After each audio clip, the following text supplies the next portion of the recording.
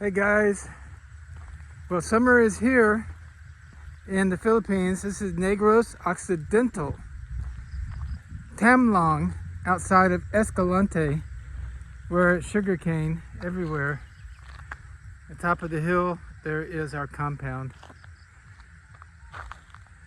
And we've got some sugarcane growing here. I said on some last videos, but I've thought last few days a topic to chat about while I take my walk here in the evening, and one is dating and finding a wife in the Philippines. And the fact of the matter is, if you haven't been here and experienced boots on the ground, you don't know it. Maybe if you're chatting with girls online, but you don't have to settle over here. I mean, you don't even have to be handsome, you don't have to be slim, and you don't have to be rich to get a beautiful younger wife who is a good person and loyal here. You can win over here with just your Social Security. It's good to have a nest egg, but if you have, I would say minimum of 1,500, otherwise you're going to be living too tight.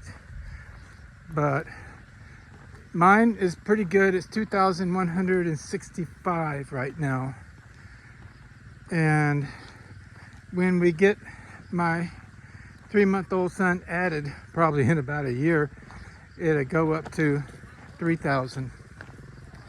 But 2,000 is plenty of money to live over here good. Mahapon! Yeah, it's like once you get over here, you're walking around in the province. You have a girlfriend, sir? You have a girlfriend? You have a wife? It's crazy. And man, I got stories, because there's so much poverty here. My wife's family's okay, money-wise. They're not rich, they're not poor, and they have a better house than some of the others on our dirt road, which is now concrete. But there's couples over here that have messed up by letting their wives loan their wife to a foreigner coming to visit. They got a bunch of money, bought a car, built a house because of the money difference here. And some hard up foreigners will pay big money to come over here and spend a little time with a beautiful girl. But I'm here to tell you, there are so many beautiful girls here in the Philippines. I mean, you can't throw a stick and not hit one. They're everywhere. I've only dated 3 Filipinas. I came over here to see a girl I met on Facebook, and she was utter disappointment. But since I was here, I went and got a bed and breakfast and met a tour guide, dated her, and almost got married. It's like, oh, she was a good woman, classy, beautiful, a singer, but she'd been married to a foreigner before who had pretty big money. But when he up and had a heart attack on her, she got cheated out of the insurance, so she was back to living poor again. And anyway, when I broke up with her right before the wedding, that's when I met my wife. That's when I struck gold. So, man, when I tell you, do not fall for the first girl who gives you attention over here. You don't have to settle for just, I don't know, average looking. You don't have to settle for that. You know, looks isn't everything, but me personally, life's too short. I'm gonna date a beautiful girl. And if you can find beauty along with quality person, good head on their shoulders. You can win over here. What you have to do is be nice, be respectful, and love their family. That's very important. You treat them respectful, love them, give them a better life, upgrade their lifestyle. You can do well over here. I mean, people say, oh, it's just about the money, you're ATM. Bull.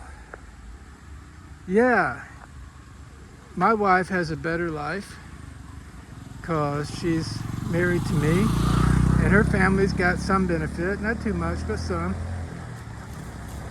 But hey, mein Buntag! But we are so far from a transactional relationship. We have so much love, and now we have so much shared love for our little son. Life is really good. I didn't expect that I would be in such a huge age gap. I'm 68, my wife is 23. So that's kind of on the extreme end of the age gap. My fiance before was 43, so you can see I did a big jump. But that's something you might see as something more like average. If you're 68, 65 in decent health, maybe you're gonna date a 30-year-old or 35 or 40. Because the girls, a lot of girls here tend to keep their good looks if they're living a fairly good life. Yeah, you find a good girl, go to the province. I'm not saying you can't get one in the city, but I spent 2 years in the province and there are some good girls out here, just sweet as sugar. Good hearts, raised up Catholic with good families, and they are jumping at the chance to be with a foreigner. It's like winning the lottery for them. I shit you not. There's some good Filipino guys here, but a lot of them will jump from girl to girl, get them pregnant, and then run away. And then, even if they get a good guy, well, maybe his job is cutting this sugar cane. That's our field right there. Maybe he's going to make 300 to 500 pesos a day. Cutting sugar cane is like so many of those jobs, but it's low pay. Being a carpenter and laying some hollow blocks and building these little houses, you're going to make more, but that's only like 600 a day. 600 pesos, you just have to do the math. When we go out to lunch, we spend at least that much, and that's a cheap lunch. Filipino food, just like a chicken breast and rice, 150 pesos a piece. If you want a drink, that's 25 pesos extra. Well, that's a whole day's pay. So you can see the good jobs are scarce. It's very hard to get them, but you can win over here if you have the right mindset. If you want to come over here and be a playboy, well, you could get in trouble. People don't like it. Mein Buntag!